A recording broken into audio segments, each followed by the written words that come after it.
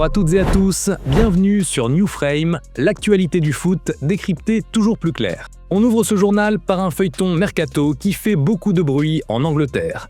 Le transfert de Marc Guéhi à Liverpool a finalement capoté à la dernière minute, Crystal Palace ayant annulé l'opération malgré un accord estimé à 35 millions de livres.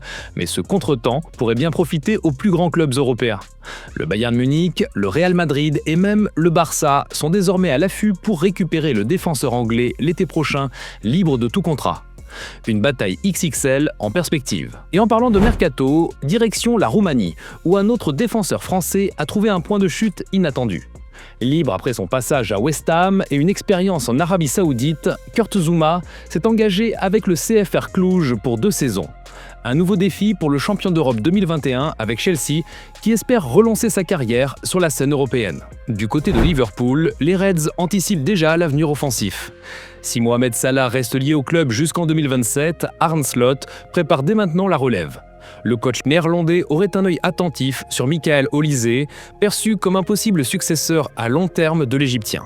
Avec les récentes arrivées d'Ekitike, d'Isaac et de Wirtz, Liverpool construit peu à peu une attaque pour le futur. Et pendant que certains préparent demain, d'autres tournent une grande page d'histoire. Après près de 25 ans à la tête de Tottenham, Daniel Levy quitte son poste de président avec effet immédiat. Un départ marquant pour celui qui était le plus ancien dirigeant en Première Ligue. S'il laisse un club transformé et désormais habitué aux joutes européennes, ces dernières années ont été entachées par de fortes contestations des supporters. Place maintenant à l'équipe de France, qui lance sa campagne de qualification pour la Coupe du Monde 2026.